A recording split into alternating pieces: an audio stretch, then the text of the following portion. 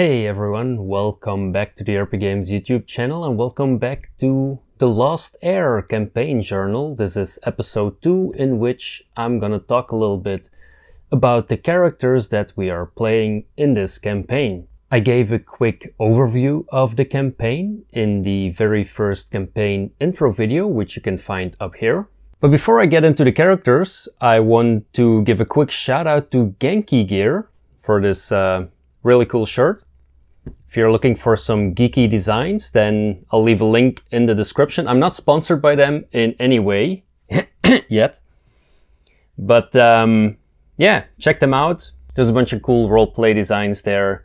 There's some Cthulhu stuff there and other geeky things. So there you go. So when it comes to characters, Koen wanted to have a character that he could just insert into pretty much any campaign.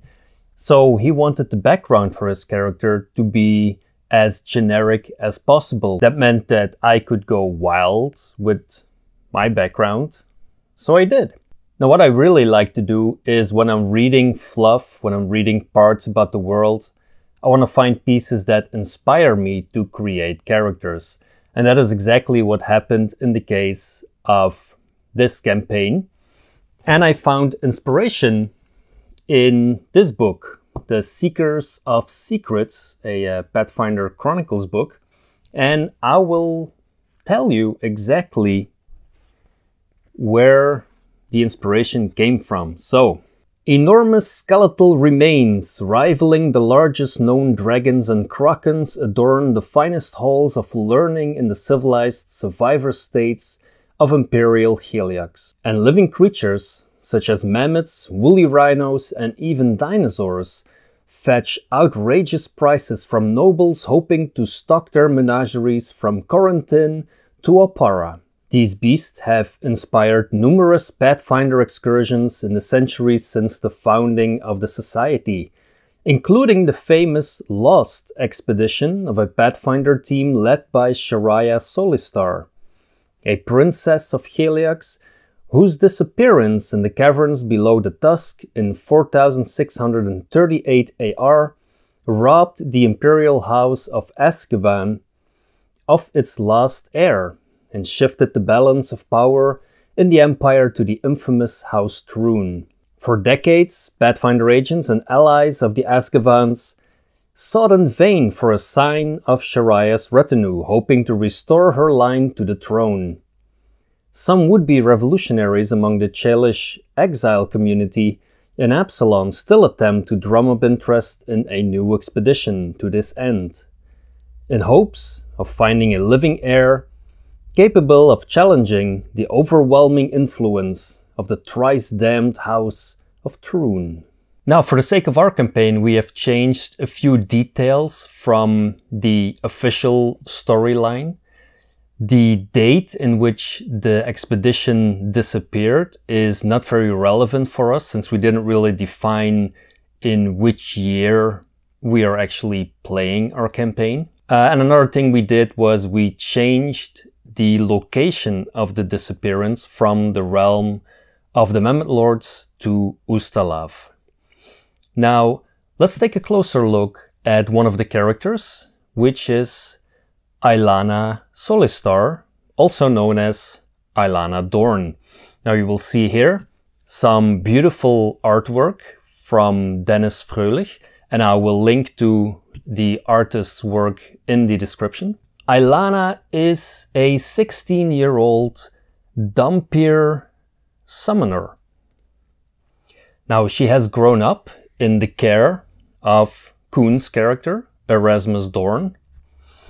And from an early age on, she has been going with him on all sorts of expeditions. It is during one of these expeditions that her summoner nature came to the forefront when, during an expedition at a cemetery, Aylana was attacked by a number of monsters. Now all of a sudden, a creature resembling a mix of a vampire and a centaur crawled out of the earth and rescued her, and this turned out to be her Eidolon, which she named Szura. You can see the artwork for Szura here as well. This is artwork by Michael Anthony Gonzalez. And Aylana named her Szura after an legendary vampire queen. Now, at 16 years of age, she didn't really have a normal upbringing. So it's very hard for her to relate to other 16 years old. She never really played with dolls or toys or things like that. She was always on the road, always following Erasmus around. She does like games, and in particular a game called Fortress, which in our campaign world is like a military version of chess. Besides that, she has an interest in books about history and the occult, which is definitely something that she kind of inherited from Erasmus's interest. And she speaks languages like Aslanti and Jetska, a language specifically for royalty and scholars. Now, we treat these languages more like Latin in our world, where, like, you know, specific parts of the population, like doctors and so on, would know these languages, but they're not really used in daily conversations. Alana is not aware of what happened to her mother or who her parents are. At the start of the campaign, she knows only very small tidbits. So basically, she knows that Erasmus knew her mother and that something happened with her mother, but she doesn't know the whole story. The reason why we did that is because even for us, we wanted to keep that background story as vague as possible, and we wanted it to be filled in during the campaign through roleplay or specific events. Aylana also has a craving for blood due to her dampier nature, and she drinks the blood from a small flask as if it's a strong liquor. She sees this as an illness from which she would love to be cured. That's it for Aylana. Now let's take a look at Erasmus. Erasmus is a bit of a mix between Van Helsing, Han Solo, Indiana Jones, and The Witcher. That should give you a good idea of what kind of character Koen wants to portray. Now, the artwork is based on a character from the Hell Dorado game, a miniature called Angelo Casavienchi. Now, unfortunately, I do not know the artist who drew this, so if you know, by all means let me know, and I can give proper credit to the artist. Erasmus is from Shalish descent. He lived in Egorian, the capital of Heliax, and he used to teach at the Egorian University. He worked with the Pathfinder Society, but is not a Pathfinder agent himself. He sees himself more as a Delta Green friendly. So in the Delta Green role-playing game, you have your Delta Green agents, and then when very specific skills are needed, they hire Delta Green friendlies, and these friendlies are not aware of the whole conspiracy that goes on in the Delta Green campaign world. So that's kind of what Erasmus is to the Pathfinder Society. So he's like a Pathfinder friendly.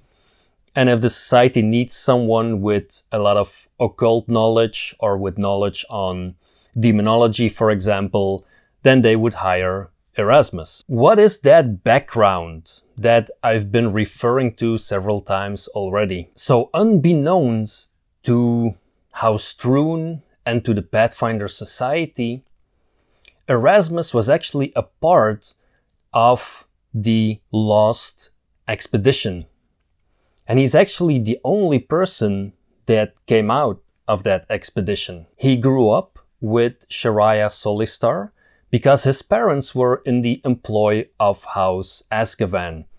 So he always considered himself a friend and even bodyguard at times for Szura and would accompany her on all sorts of expeditions and trips.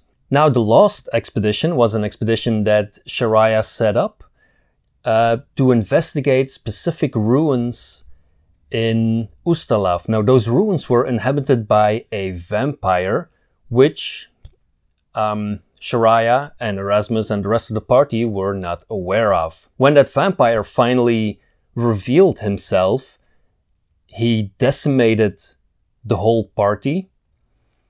He mind-controlled Szura, and Erasmus unfortunately had to run for his life, so he was the only one that actually got out. Now, of course, he didn't want to leave Szura behind, so as soon as he got out, he started organizing a new expedition. Now, these preparations took close to a year because it was clear that the power that this vampire possessed was greatly larger than whatever power Erasmus could muster at that time. So it took him quite a while to prepare.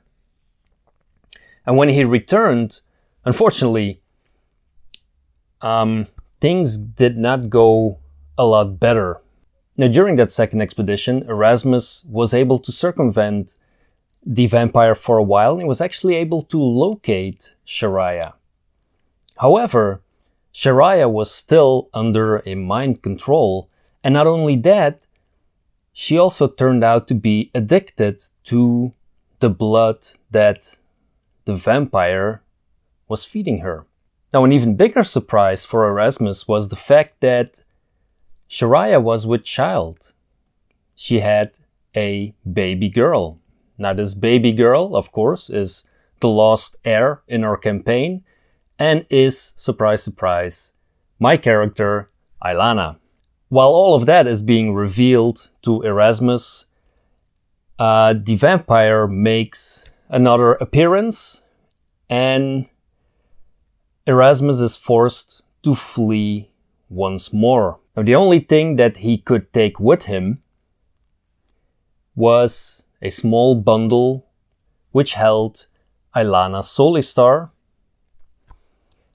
He fled the ruins, he returned to Heliax, and he raised the girl as his own daughter, pretty much. And that is where our campaign starts, in the capital of Heliax, in the attic of an inn that both Aylana and Erasmus call home. That's it as far as characters go. In the next episode, I'm going to talk about the first adventure that Aylana and Erasmus are going on, which was the published adventure Murder's Mark. If you enjoyed that, by all means hit the like button. If you want to follow along on the adventures of the Lost Heir campaign, then hit that subscribe button as well. And as always, thank you very much for watching. I will see you in the next video.